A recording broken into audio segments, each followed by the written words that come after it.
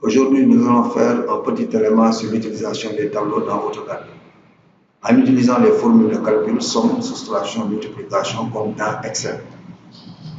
Pour cela, je vais montrer un exemple l'utilisation de tableaux dans un plan de ferraillage des nervures d'un plancher. Je vais d'abord vous montrer un peu le plan de nervures, le plan des nervures du plancher qu'on va représenter dans le tableau. Donc là, ici, nous avons ici le plan de ferraillage plancher RDC que j'ai représenté ici. Donc, les traits en rose représentent les nervures. Nous avons ici la distance des nervures. Nous avons ici le nombre de nervures dans la pièce 1. Dans la pièce 2 aussi, c'est la même chose. Et dans la pièce 3 aussi, nous avons 5 nervures pour les distances de 1 mètre, etc. Ici, c'est le tableau que j'ai appelé tableau de ferraillage des nervures de plancher. Là, ici, nous avons le plancher avec l'épaisseur et le nombre de nervures. Donc, ici, le plancher, nous avons ici l'épaisseur de 20 cm, 16 cm pour les roulis et 4 cm pour la table de compression. Et dans cette pièce 1, nous avons 9 nervures.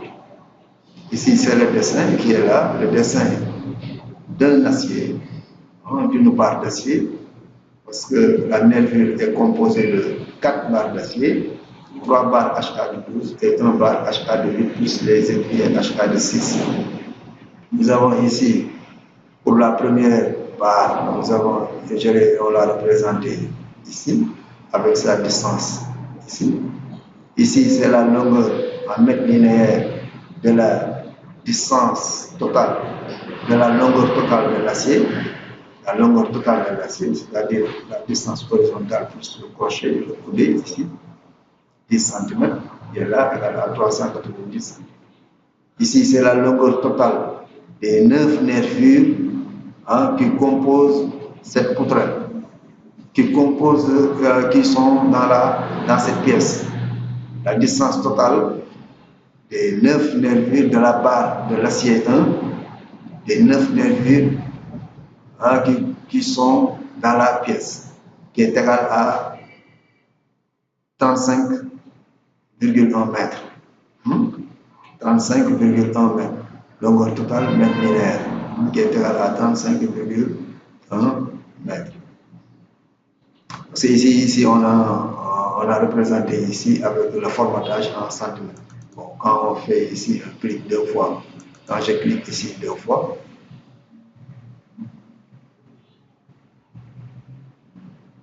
on attend encore. OK.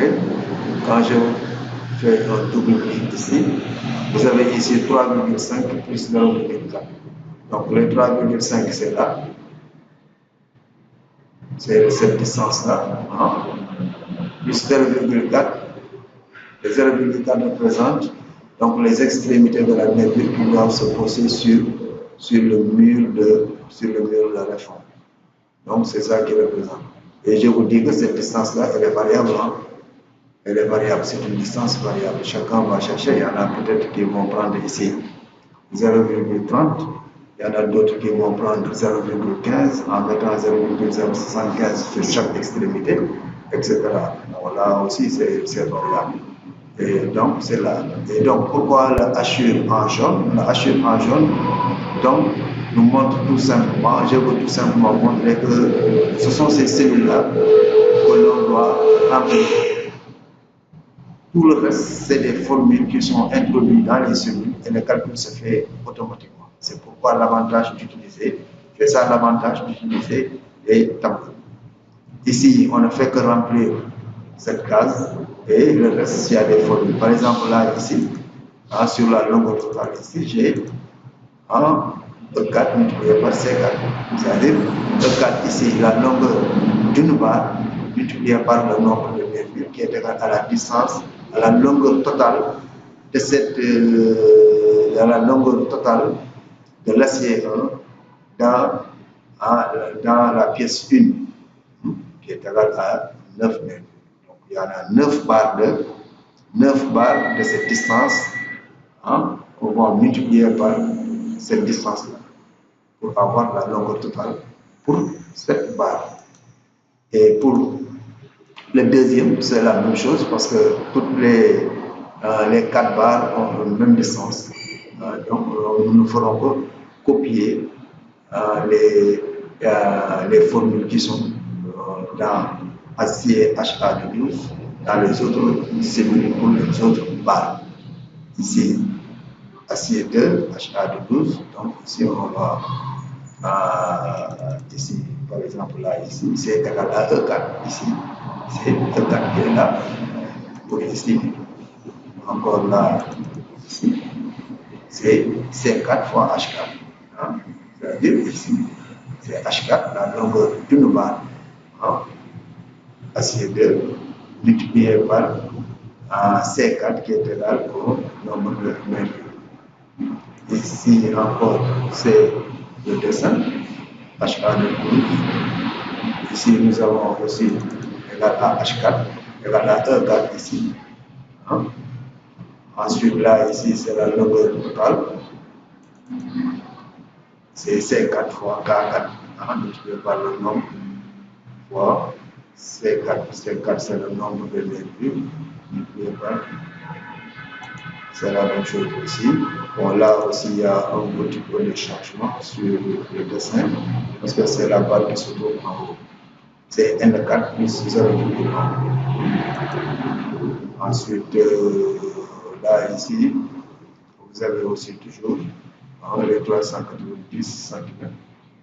Ensuite, là, ici, vous avez la longueur totale qui est là, qui est égale à C4 fois N4. C'est bon. Ici, encore, nous avons ici les équilibres. Bon, là, ici, il n'y a pas de formule. C'est le dessin tout simplement qui est là, avec une longueur L égale à 56. Donc, avec un espacement de 15. Donc, ici, c'est la longueur totale qu'on a calculée ici avec cette formule-là, qui est égale à E4, divisé par 0,2, multiplié par 0,56. C'est ça. Pour calculer la longueur de cette étrier-là, tout simplement. Hein? Et ensuite, pour calculer la longueur totale, c'est ça, cette longueur-là, multipliée par C4, le nombre de lignes. Donc, c'est ça. Donc, pour les 3 barres, pour les 4 barres qui composent une nervure, nous avons les distances sont là.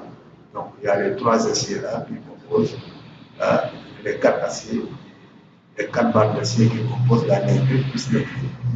Et en plus, maintenant, qu'est-ce qu'on va faire? Nous allons faire la somme de tout ça. On va faire répéter la même chose pour toutes les nervures qui composent le plancher RDC. Toutes les nervures qui composent le plancher RDC, nous allons faire ça. Ensuite, à la fin, qu'est-ce qu'on va faire? On va chercher la longueur totale qui est là, en faisant une somme. Pour calculer la longueur totale.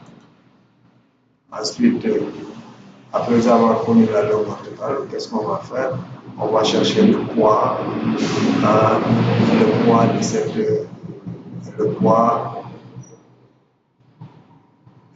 de cette longueur. Ici, nous avons, pour calculer le poids de cette longueur, le poids linéaire de fer de l'acier de HA12, c'est 0,88. Le poids linéaire, c'est 0,88 pour les aciers de diamètre 12. Ensuite, on multiplie ce poids linéaire par cette longueur totale. Ça nous donnera 195,74 kg. Ici, on va répéter la même chose parce que nous avons 3 HA de 12. On répète la même chose ici en introduisant c'est les mêmes valeurs, ce sont les mêmes valeurs qu'on aura à trouver parce qu'on a 3 HA de 12. Sauf, par exemple, ici, pour le quatrième, pour l'acier 4, on a un fer de 8 et le diamètre c'est 8 et l'acier de 8 a pour poids linéaire 0,95 multiplié par la longueur totale ici, ça va nous donner le poids ici qui est égal à 87 kg. Ensuite, pour le fer de 6 aussi, le poids linéaire du fer de 6 c'est 0,222 multiplié par la longueur totale ici, nous avons ici, hein, et partout c'est des fautes. Et donc là, ici, nous avons le poids total qui est égal à la somme de tous ces poids-là. Nous avons le poids total. Ici qui est égal à R25 plus R25 plus I25 plus R25 plus O25 plus R25. Et éventuellement, vous pouvez calculer le prix en mettant le prix de 100 kg ici. Vous mettez le prix de 100 kg d'acier. Vous le mettez, vous le rentrez ici et ça vous donnera des prix par diamètre. Et ensuite, vous faites la somme ici, vous avez le prix total. Et donc, l'intérêt ici, c'est tout simplement pour vous montrer qu'on peut utiliser les tableaux d'Excel, les tableaux de AutoCAD, comme vous utilisez les tableaux Excel. Avec l'avantage ici de pouvoir dessiner à l'intérieur. Par exemple, dans Excel, pour dessiner ici à l'intérieur, c'est très difficile. Mais ici, vous pouvez dessiner à l'intérieur et en même temps utiliser des formules dans les cellules pour faire des calculs. En plus de cela aussi, un autre avantage, c'est que vous pouvez programmer tout ça en introduisant les formules de calcul à l'intérieur de ce tableau et vous ne faites que remplir une seule colonne ici et vous avez les résultats affichés partout. C'est très rapide et c'est très rapide. Je pense que ça vous permettra de gagner beaucoup de temps. Comme contrairement à Excel, contrairement par rapport. Bon, c'est beaucoup plus rapide que si vous le faisiez en Excel. C'est ce que je veux dire. Maintenant, ici, je vais vous montrer un peu. Bon, pour le reste, peut-être que je vais faire une autre vidéo, mais avant, je vais vous montrer un peu comment introduire les tableaux dans les tableaux, comment on fait un peu les calculs. On introduit les formules dans ces tableaux-là. Pour cela, on va insérer un tableau ici. À partir de l'onglet début, on va insérer le tableau. Ici, on a ici le tableau qui est dans cette fenêtre va s'afficher et dans cette fenêtre-là, vous allez remplir, vous allez donc donner certaines informations pour pouvoir créer votre tableau. Ici, c'est le nombre de colonnes. Ici, la largeur des colonnes que vous pouvez augmenter ou diminuer. Ici aussi, c'est le nombre de colonnes. Là, ici, c'est le nombre de lignes, les rangées, que vous pouvez aussi augmenter ou diminuer. La hauteur des rangées, des lignes, que vous pouvez aussi augmenter ou diminuer. Nous avons ici les titres listés de rangées, les titres ici en haut, ensuite en tête, et ensuite les données. Là aussi, vous pouvez les modifier si vous voulez. Vous pouvez modifier, faire toutes les données, etc. Ici encore, c'est important parce qu'on peut choisir notre style de tableau en formatant ici. Là, ici, je vais modifier les styles. Et pour cela, ici, j'ai ce tableau-là qui est là. Nous avons ici la hauteur des textes. Ici, c'est style de texte standard. Je peux changer mon style de texte en, par exemple, choisissant ici PDF variable ou bien je peux cliquer ici pour changer ici le style de texte. À partir de là, je peux choisir la police de caractère que je veux mettre ici dans mon texte. Je peux choisir, il y en a plusieurs ici que vous pouvez choisir. Ici, standard style de police. Vous pouvez mettre ça en gras italique ou comme vous voulez. Bon, après, ici, je vais mettre ici définir courant. Là, ici encore, bon, il y en a que ça. Donc, je vais mettre ici définir courant. Et je ferme, par exemple. Ensuite, là encore, ici, les données. Je peux aussi copie des données, continuer, etc. Bon, créer un style de cellule, ce n'est pas la peine. Je peux créer un style de cellule. Ensuite, je regarde ici en bas. Donc là, ici, style de cellule. Je peux modifier les styles de cellule. Ensuite, ici, les bordures, je peux. L'épaisseur des lignes, je peux changer, etc. Le tableau, tout ça, je peux le faire. La couleur aussi, je peux changer aussi la couleur au niveau des cellules. Ensuite, ligne double, si je coche ici, j'aurai une ligne double dans ce tableau. Ensuite, ici, je vais faire en bas, en haut général, direction du tableau. Donc, je clique ici. OK. Ensuite, là, ici, je vais fermer. Bon, il y a quelque chose que je n'ai pas pu montrer, je crois. Donc, c'est bon, ici, je vais OK. Je vais fermer ici. Ensuite, ici, par exemple, c'est encore. Je reviens ici encore. Je peux faire ici modifier. OK. Modifier. Et ensuite, ici, les bordures, etc. Je viens ici sur général. Là, ici, c'est horizontal. C'est là. Ensuite, là, ici, vous pouvez mettre en haut au centre, au lieu de mettre ça, vous mettez ici, au milieu, au centre. Ensuite, la couleur de remplissage ici, vous mettez au prime. Si vous voulez aussi, vous pouvez donc changer la couleur de remplissage des cellules. Ici, encore les données, type de données, on laisse comme ça. Format général, ici, je vais voir. Donc, ici, vous pouvez aussi formater les cellules. Ici, au lieu de laisser ici général le format, je vais prendre ici les nombres décimaux. Pour les nombres décimaux. Ensuite, je vais ici la précision, je vais prendre ici décimale. Précision courante, je vais prendre par exemple un chiffre après la virgule. Là aussi, format supplémentaire. Bon, ici, je laisse comme ça. Par exemple, là, ici, le préfixe, bon, je laisse comme ça. Le suffixe, ici, si je suis dans une cellule où on a une unité de mètre, je peux mettre ici mètre, de telle sorte que il va s'afficher dans la cellule. Si c'est par exemple une masse, je peux mettre ici kilogramme, etc. Ça va s'afficher dans la cellule. Pour le reste des suppressions, c'est bon. Je vais laisser comme ça. OK. OK. Fermez. Ensuite, ici. OK. Et là, ici, vous avez votre tableau ici. On peut passer venir en vert parce que le calque par défaut est en vert actuellement. Donc, ici, je clique ici, mais j'ai constaté que mon tableau est un peu plus grand par rapport aux autres. Qu'est-ce que je vais faire? Je vais un peu diminuer en faisant diminuer à l'échelle, en divisant par 2 l'échelle. Je clique ici. Donc là, ici, point de base.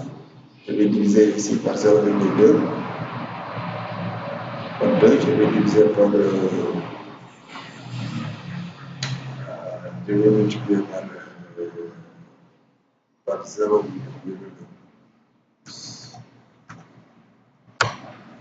Donc, je vais diviser ça par 2. C'est bon. Je divise ça par 2. Donc là, ici, j'ai un tableau à peu près égal à ça. Et à partir de là, maintenant, bon, je peux changer le calque en le mettant dans le calque 0. OK.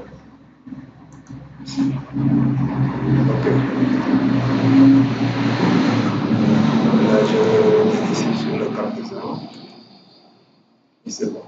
Bon, je vais arrêter ici. La prochaine vidéo, ce sera donc comment faire pour remplir et aussi introduire les formules dans les cellules.